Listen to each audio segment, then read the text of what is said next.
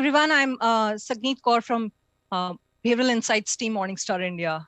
And we are a group of behavioral scientists and researchers, and we do additional research into the area of behavioral science, behavioral finance, advising, retirement sufficiency, and we actually dig into the pain points and gray areas of investors and advisors and develop insights through research, which we try to bring to you and benefit you out of those research. So we also design communication optimization by leveraging behavioral science to better engage investors and their ecosystem. Alongside, we use these insights for product optimization by applying the lessons of behavioral finance and behavioral science into the products which are up and out there in the market by Morningstar, or developing new behavioral products for Morningstar, for investors and advisors. I think this is not the first session or first time you are like coming across behavioral finance. I think in the previous session as well, Mr. Madhusudan has like very nicely given a glimpse of like how investors should be staying invested, should be like not doing a couple of mistakes. And definitely you might have come across a couple of articles, news, etc., around like what is behavioral finance and how that helps in making investment decisions. But you ever have like thought about like whether what this means to me and my investment decisions, or what I can practically do with it? So today in the session, I will be giving a glimpse. I will be briefly touching this point around like what is behavioral investing, or what do we mean by using behavioral finance in the area of making sound investment decisions, and what are the shortcuts, what are the mistakes which we can avoid making those mistakes. So I'll be giving you a brief overview around that. So for an example, you have purchased 1,000 shares of a company, say X. And I'll be taking a very small amount here, like you have invested 1,000 rupees, that is 1 rupee per share. Next day, the market crashes and you are now fully scared, panicked. And then the next day you decided that instead of getting more loss, let me pull out my money. And then instead of market falling, the price of the share, it started rising. And it went to 0.75. It went to like 1 rupee, back to the normal. And then by the time market recovers, it is say 1 rupee 50 paisa. Now, as you have already realized the loss because of the panic, your rate of return dropped down to minus 50%. However, if you would have stayed invested in the market, then your returns would be 50% positive. That is, you would have earned like 500 rupees more as compared to your 500 rupees loss. And this is called as behavior gap. This is the behavior gap, where the investor return, what you realize, is way less than the investment return, which an investment is about to or supposed to offer you.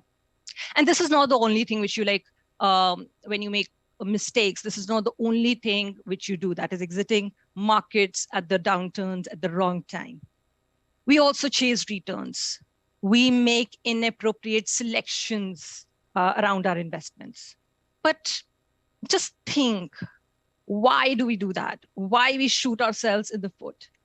And Ben Graham, in his book, Intelligent Investor, he says that the biggest and the chief problem, the biggest enemy of an investor is likely to be himself. We make those mistakes ourselves. So what happens is, basically, when we face overwhelming situations like choosing investments, we get into a situation where we do nothing or we do simple thing, which means I'll be talking about do nothing in maybe towards the end of this presentation. But let me talk about what a simple thing. What do you mean by taking the simple path? So either we do nothing, we just stay calm, we just stay relaxed, we sit at the back and relax and do nothing. But on the other hand, we take certain quick decisions. We do simple things. Let me take an example here. So for an example, just think about you're going for a party and you open your wardrobe and you see that there is nothing good you can see, and you decide that I should go and buy some nice shirt or a suit or a sari. And that is a financial decision. You have to take out money from your pocket and spend that. That's a financial decision. You have to make a purchase. So just think that what all you should be doing and how you would be making that decision. So quickly taking on to a couple of things while you're thinking are, and these are a couple of ways in which we have collected from the other advisor forums and investor forums, is generally people use past experience. So whatever brand worked is working well for me as well. I'll just go back to that brand and buy something new from that bucket. Or the gut feeling, my intuition. So I just go to the market or a shop, I just go to the trial room, wear it, or just accompany somebody, like somebody who is coming with me will be telling me, okay, this is looking nice on me, this is looking good on me, so I just go and buy. Or maybe if somebody are buying, if a couple of people are buying from a particular brand, you saw generally when we go to e-commerce channels, we see reviews. So these reviews really help in taking the decisions. But if you go to a market and you see a couple of people are buying from this particular shop or brand, you go and buy that. And price is also taken as a nice indicator of quality. Generally, the price is high, the quality is also good. Just change the context now into investing. So earlier, the decision was about buying a shirt. Now the decision is buying an investment.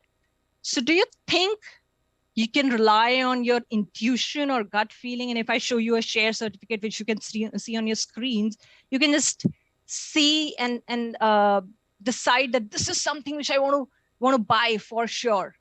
I don't think that's the right decision. Or maybe the past experience or the past performance. So whatever worked in past is definitely going to be working this time. 100% it's going to be giving you great results. I'm not sure.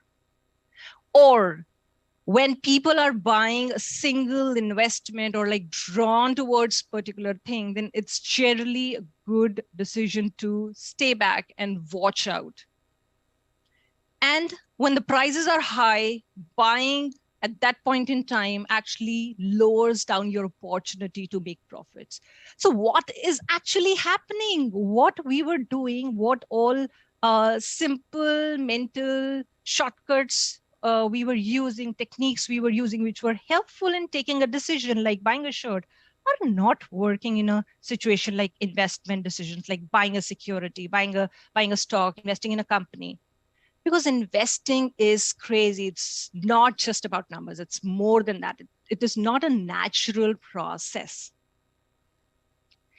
And that is what we call as investing biases. So investing biases is nothing but application of small, simple shortcuts, mental shortcuts in a wrong context. And that is the simple thing. But why that happens? Now again, a big why. It happens because we have two brains. Now, I'm not talking about the left hemisphere or the right hemisphere of that sort. I'm talking about the way we take decisions and what systems of our brain help taking those decisions. So we have two brains, system 1 and system 2. And system 1 is always at default. System 1 runs a little faster. It's quick. It's always ready to take decisions. And system 1 is using these rules or thumbs or heuristics, which we say, or simple things, which we say, and helps us taking decisions. And in many situations, they help us taking correct decision. However, system 2 is a system which is a little logical, deliberate. It takes one thing at a time. It processes things, and it takes time to like process things and comes out with an answer to you. But because the system one is at default, it comes first.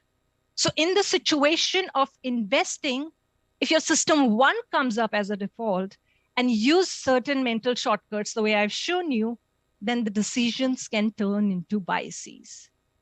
And biases, they have been found negatively impacting your ability to make sound investment decisions, remaining calm during market corrections, focusing on long-term view. We have been like, in the previous session, we have been talking a lot about long-term views. That is something which these spices will hold you off. And there is a full gamut of biases. And I have heard Madhusudan been saying that he has been writing a book about so many mistakes. So it actually requires a book. And we all are susceptible, vulnerable to all these different sorts of biases. They also come with financial costs. An internal study done by Morningstar Behavioral Insights team, we did a study where we mapped, we measured 4 different sorts of biases and their impact on different sorts of balances, like 401k balance checking, savings, and credit card debt. And we found that people who are high on all these biases, they have lower balances and high credit card debt.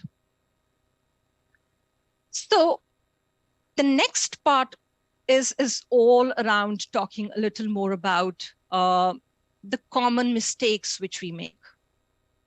And these common mistakes, how these common mistakes impact your investment decision making. So as I've shown you that full picture of this gamut of biases, I will not be talking about these many biases, but a little bit around which are like common and are important for you to be hearing in this session. And why I say common? Because in the research which I just mentioned, we also found that we all are vulnerable. It's not like anybody is not vulnerable to any of the specific biases. We are vulnerable to all the different biases. So whether we are an advisor or an investor or a psychologist or a statistician, anybody from any field is equally vulnerable to these all biases. So let me drop a poll to you. Let me drop a question to you, and you could see a poll on your screens now. So which of these should investors do? You have 2 options: buy low, sell high; buy high, sell low. And you have to just quickly, just take 5-10 seconds and just put a dot and select one of them. Okay, let's pose the second question as well. So the second question is, I would want everybody to read carefully. Please imagine you see a story that's all over the news. It's all about a hot company with an amazing hit product like the Reliance, TCS, HDFC Bank. And these are a couple of names which came into my mind. I wrote them, but whatever is hot running in the news these days, you can think about that. And should investors, first option is check out the company and potentially invest, or ignore the news and invest as before. I hope everybody has marked the answers. And if you can see the results one by one, that would be great. Okay, the answer to the poll 2 is check out the company and potentially invest. 70% of the people say this. And ignore the news and invest as before. 30% say this. Can you show us the results for poll 1 as well? Buy low, sell high. 97%. Buy high, sell low. 3%. Okay, so for the first question, thank you so much for sharing the results.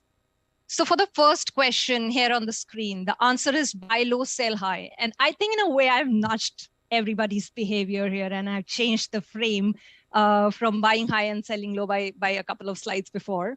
So the number is 97%. Interestingly, the answer to this question is also something which is like common in many advisor forums, which we like advisor and investor forums. We have tested this question and we found some similar results. So that's interesting. But probably this is, so I think the answer to the first question is quite simple. The answer to the second question, I think, is more backed by the words like all over the news, hot company, hit product. And instead, the answer is, I would say, is the A looks more natural But B is the correct answer, where you have to push your mind to ignore the news and invest as before.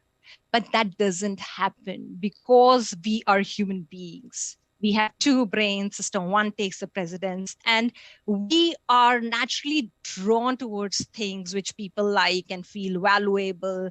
And these hot hit all over the news, they impact the way we make decisions. And that is social proof. That is herd mentality.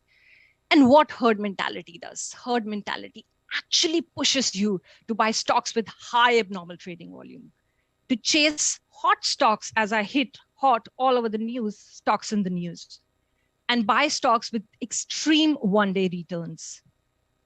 And you're actually going to buy high and selling low instead of your intention, which has been depicted in this answer of buy low, sell high. So we all have good intentions. We all have intentions to do buy low, sell high. But ultimately, because of these things, these biases which run a bit subconsciously, unconsciously in our brain, we land into these situations where we are pushed to take decisions around buying stocks with abnormal trading values and which are hot hit stocks. And we go against that intention. Another important bias is overconfidence bias. We come from, okay, I'm maybe not an investor, like full-time investor, but I come from this field, that field, have an experience of these many years, those many years. I'm in age, I'm like now turning 40s, 50s. I have a couple of years of experiences around my life, personal life, professional life. And we generally overestimate our abilities to take decisions. And that's a general bias. But when it comes to investing, it has certain implications like underestimating your own weaknesses and taking disproportionately high risks, making hasty investment decisions. And generally research mentioned, like great research by Barbara and Dean mentioned, like as the level of overconfidence increases, the cost of mistake also increases. With overconfidence bias, it's been seen, it's been tested through research that we indulge in excessive trading, and it's been found that active, like that impacts our portfolio returns as well. And in a research, it was found that the least active traders, they were having kind of a more returns as compared to the most active traders. And another research by Barbara Dean also talks about men will be men, and they are high on risk taking, and they are high on like trading more as compared to females, and losing their money more than females as well. Another is familiarity bias. So you pick those investments which you know. And this is kind of working against the diversification aspect of making an investment. So you just pick those investments which you are familiar with, which you have been investing from a couple of times, even sometimes you lose in that also, then that is something which you can, okay, that's fine if I'm losing, but it will definitely be working because I know this. And this I know this aspect gives you illusion of safety, illusion of comfort, and you remain in that cocoon itself, and you do not try to take up new investments which actually can give more returns, better returns than the ones which you are always and usually testing out. Let's take another example, another bias. So I think in cricket, Dhoni is the kind of generally Dhoni, and many other cricketers, new cricketers are coming up. For me, my Dhoni is favorite. So Dhoni is playing, and in one shot, he gives 6. In the very next shot, he gives 6. There's a sixer. In the third shot, he gives a 4. And let me ask you a question. If there is another shot he has to give, what it would be? So when this question was asked in a couple of forums, we got either 6 or we got either 4, which is nothing but an example of hot hand fallacy. We believe in the excessive persistence of a particular trend, that this will, if it is going well in the past, 1, 2, 3, 4, whatever, and it will go to the next time as well. So the trend will persist and will persist in a positive manner. So that is what is many times happening with the hot stocks or the hit stocks, which are up there in the news because of the recent past performance. They are been doing great, and we assume that they would do great the next time as well. And that is hot hand fallacy.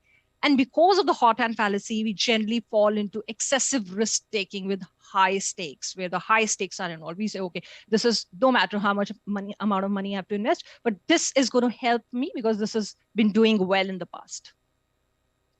And just turning the picture from the simple things, and in a way, you might have seen that I've talked about using like all the simple shortcuts which we have used in purchasing a shirt, like past experience, gut feeling, price, and herd mentality. I think I've covered them in a context of how they impact our decision making when we talk about investments, investment decision making. Now, let me talk about the other end, which you have seen. Okay, when you are faced with overwhelming situations, then you either do nothing or do simple things. So we have talked about the simple thing aspect. Let's talk a little bit about the nothing aspect. So when we are faced with a situation of choosing investments from a large bucket of investments out there in the market, and you hear so much about them, you even don't know what is the full number of investments you can be exposed to, then we do many times, we do not choose. We stay still, and that is called as doing nothing. And for us, this sometimes turn into just taking an investment, taking an amount of money. Okay, I have 1,000 rupees, I have 10,000 rupees to invest. I'm liking just taking small numbers here, which maybe you're not able to relate, but I think these are good for as an example.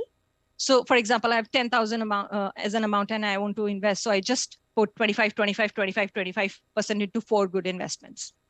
And many a times these good investments are being what is glittery around the world, is grabbing your attention, and you put your money there without giving a thought.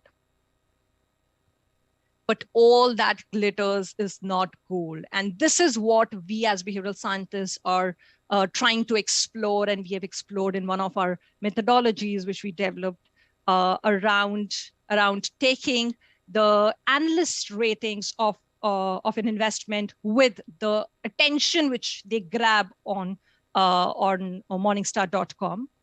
And we created this model where the popular choice is the one which is high on attention as well as high on like ratings as well.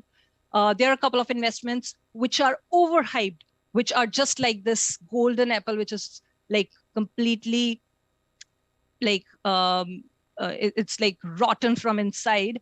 It's just like that overhyped investments where the analyst ratings are low and the attention is high. And on the opposite hand, there is potential contrarian opportunity, which is like underhyped investments. So they have high ratings, but we are not looking at those investments. We are not looking at those investments. And the last one is both are low at both the continents. And the behavioral, the overhyped and the underhyped are the most interesting ones. And we found there are so many investments which are overhyped investments, which have low ratings, but they have high attention. And we are generally drawn towards high attention.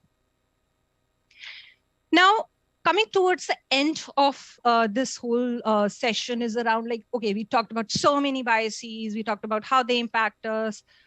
Let's talk a little bit more about like how to debias them, which is basically we all have intention, and all the story which I've told you in previous slides is talking about creating that intention of maybe bringing some changes, looking out some things into behavior, like into your day-to-day routine and the way you take investment decisions. That is all intention. But the theories of behavioral science and habit change and behavioral change, they say that there is a full lot gap between intention and action or intention and behavior. And that is not something you will like, maybe you are going out of the session and you're just like, it's a magic when I'm running in front of you and you will be completely changed. That's not going to happen. These are little things which I'm going to tell you, and I've told you in the previous slides, which will help generating that intention, which is the first step of behavioral change. And there are near about 5 other steps as well to reach the behavior. So first is to educate yourself. That is very, very important. Educating yourself is very, very important. And I think this entire topic in this entire session of whatever minutes I've taken is more around educating myself as well, as a researcher, as a human being, as a person. But it's very important to look out, read more about these biases, as well as the way Mr. Madhusudan said, it's very important to educate yourself, research around different sorts of investments. It's not like what you hear, what you think, what your parents or what your significant others or what your friends are telling you or what other people are telling you, news is telling you, social media is telling you. You just go by that. You have to educate yourself. That is a fuel to this whole process. Another is externalize your job. And that's kind of, we in behavioral science, we take it as an extreme form of method to be, to not falling prey to these biases.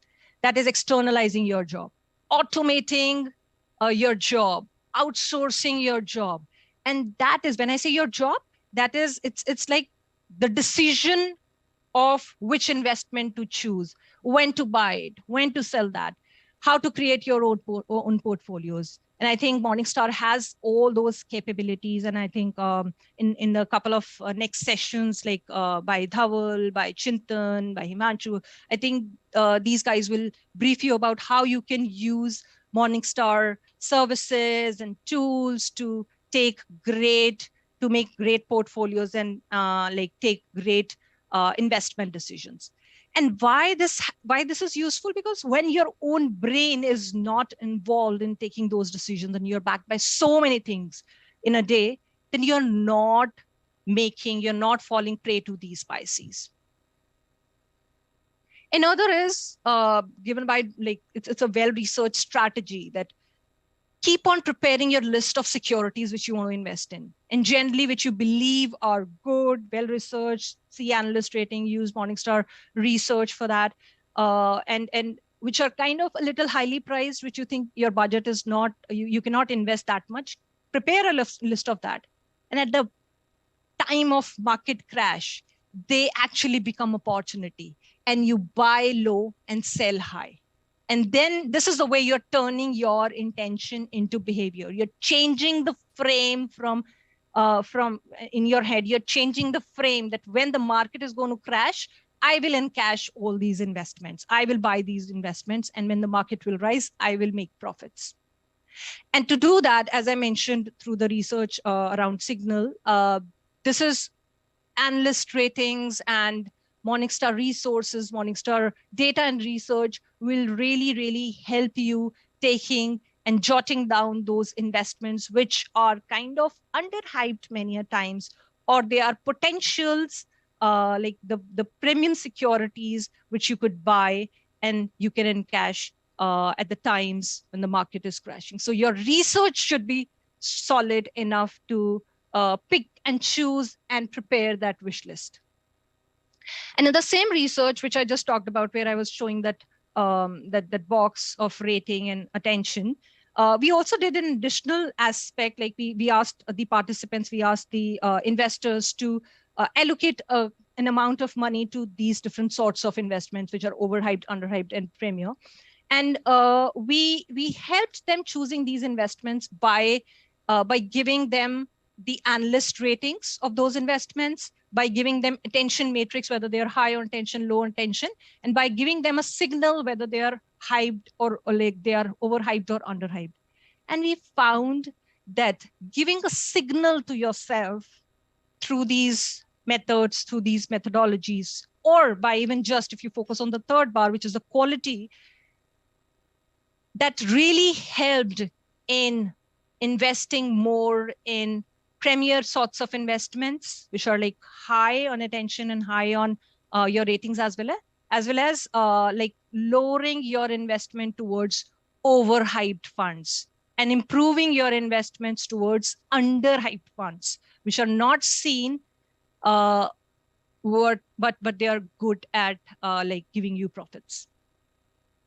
Another, I think this is common, this is something which you might have heard many a times, is diversification is very, very important. If you're losing an amount in something, it should not be like you're putting everything in one and then you're losing everything. Rather, let's put an experiment in some couple of assets. And then if one piece is losing, then you have this other whole bucket, which is going to make you profits. And I think this I've covered by saying that you need to just change your frame of reference from left to right or right to left, from buying high and selling low to buying low and selling high. That's very important. Keep that as rule of thumb for your investment strategy. Another is pre-commitment. So this is another method which is very important, like which has been as a strategy and nudge been designed by the Behavioral Insights team. This is a letter to your future self. So the day you start investing, you should write a letter to yourself saying, in the crazy days, in the crazy times, I will not be moving from here to there. I will stay invested. I will stay committed. I will not be impacted by the storm. And just keep that in front of you generally. And this is a great strategy used by advisors for the investors. So whenever the market crashes and investors, they go and rush to advisors, then these sort of strategies really work. Advisor just picks that up and shows, and that helps nudging behavior, because that's a promise which you are making to yourself that in difficult times, I'm not going to change. Reason and reflect. That's very, very another important aspect. Another important aspect is inoculate. So reason, reflect, and inoculate. Just think about your decision before implementing it. Think that if, for example, I'm investing, say, X amount, if I invest, say, 10X amount in this particular investment, would this give me the same results? Am I that sure about this sort of investment? So that aspect you need to create. You need to channelize your thoughts in a way that you are thinking, you are reflecting, and you are not moving just like, okay, this is something I want to invest. Okay, I go invest. Give a little bit time before making a decision. Do a little research. And this reasoning, reflection, and inoculations. Inoculation is another strategy where give some time, a day's time, a couple of hours time before you decide and before you implement. So that's a great amount of time for you to just go back, reason, reflect, look into other sources, and see whether this would work or no. And many times this goes a little way back to confirmation bias as well, that we just take that time to go and look for all those resources which will support that, okay, X investment would do better. Again, you have to refrain yourself from that bias as well. And the last strategy, an important strategy, is buy and hold, and keep your time horizon, your risk appetite, and your goals in your mind, and then take decisions around investing. That's a great strategy, because it's just like a tree. You're not like sowing a tree one day, sowing a seed one day, and like pulling it off again and again. You are, and these market crashes are just like winds. They will flow. They will check the roots, and you will also just go back and check the roots a little bit sometimes. But it's not like you are just pulling them off now and then. You will only be pulling them off when they will be in a stage of being pulling, when they are like kind of ripe. So you have to think your investments as they are plants, as they are trees, which you are not going to touch till the time they are full blown. And that is where we are towards the end, where we say that investing is not nearly as difficult as it looks. Successful investors need doing a few things right and avoiding serious mistakes. There's a guide which has been prepared by Behavioral Insights team, simple but not easy. And there's a lot of literature by Morningstar India and Morningstar other teams around behavioral insights, around behavioral finance, which is up there, which we can go back and refer to in order to take our knowledge in order to think about what this whole field is all about and how we can use this. And to learn more, we are open to questions now as well. And you can also write us on www.morningstar.in. Thank you. And we are open for questions. And I have a couple of questions in the chat box. So there's a question I'm looking at which says, I loved your explanation of what investment biases are, but how do I know I'm biased? For example, how can I be aware of I'm overconfident? That's a great question. That's a great question, I must say. And that's a question which has been asked by a couple of times to me in forums. And my answer to this is because many of them, they run unconsciously and subconsciously. So it becomes really, really difficult for us to map, okay, at this point in time, I'm overconfident. At this point in time, I'm like falling prey to confirmation bias. And I'm not saying it's completely impossible. It's difficult, I would say. And when I say difficult, I mean to say that many times when we are deciding, when we are experiencing things, we're conscious enough, we can make, okay, I know this, or maybe I might fall prey to this. Maybe the way I'm reacting to this situation can harm me. So we have to be conscious. We have to make ourselves a little bit conscious about that. And as I said, it is really, really difficult.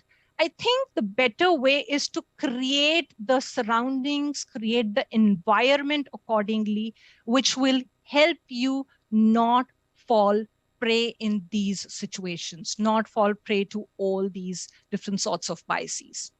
Let me take another question. Regarding your second poll, sometimes the news about a company could be disruptive or a governance issue. It could aid or hinder returns. So would it not be worth looking at the stock which is in the news and then decide whether to invest? I think with context to I think the second poll which we have generated, we have been focusing on, okay, how news can impact your decision making. So you don't know actually whether, because you haven't researched, you do not know what are the fundamentals of that particular stock or investment. Rather, it's just the news and you not know the reality behind that news. So instead of, and that news could be right as well, but that's not sure. That's not 100%. So the suggestion there is, instead of like making a kind of a situation where you're falling prey to all those investments which you think are going to give you good, which news is telling you going to give you good, but you're not sure about it because you haven't done your back-end research. I think there is no 100% chances of they turning to be good. So you have to be very careful before analyzing any sorts of buy calls or news which are out there for you in the market, which you have to like evaluate them before landing into buying them. Yeah, another question which is like coming on the screen for me is that you use behavioral science for product optimization. So how do you do that? So that was something which people might have seen on my first slide. So I think as behavioral scientists, we actually we use behavioral science for internal like product optimization and bringing new products as well. So for an example, the analysts which sit for creating portfolios for our portfolio management offering is where we create an internal environment for them where they are not falling prey to news. So when the market is crashing or when the news is like, this is happening, that is happening, at that point in time, our analysts are sitting quiet in that particular room and situation where they are taking, they are getting into meaningful discussions around what a portfolio should be and how it should look like, and making all those decisions. So we try to create that environment.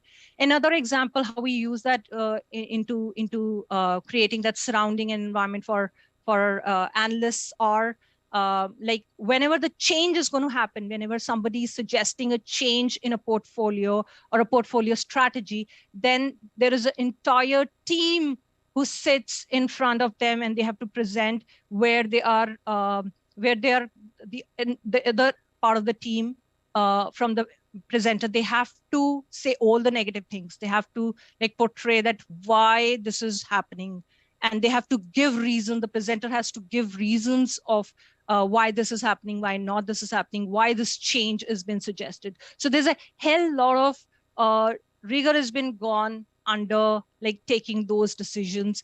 And we as behavioral scientists, we try to uh, involve our research, our insights into these forums internal, which are very, very useful, which bring out research to you and give the research to you. Alongside, we are developing methodologies like the way I said, I a signal data set and behavioral biases, developing the measurements for behavioral biases, etc. So these are a couple of things which we do internally to use the behavioral science, the lessons of behavioral science into investing. You can write more questions on www.morningstar.in. Thank you so much for being here for in this presentation. And it was lovely talking to and listening to a couple of questions as well. It was lovely talking to all of you.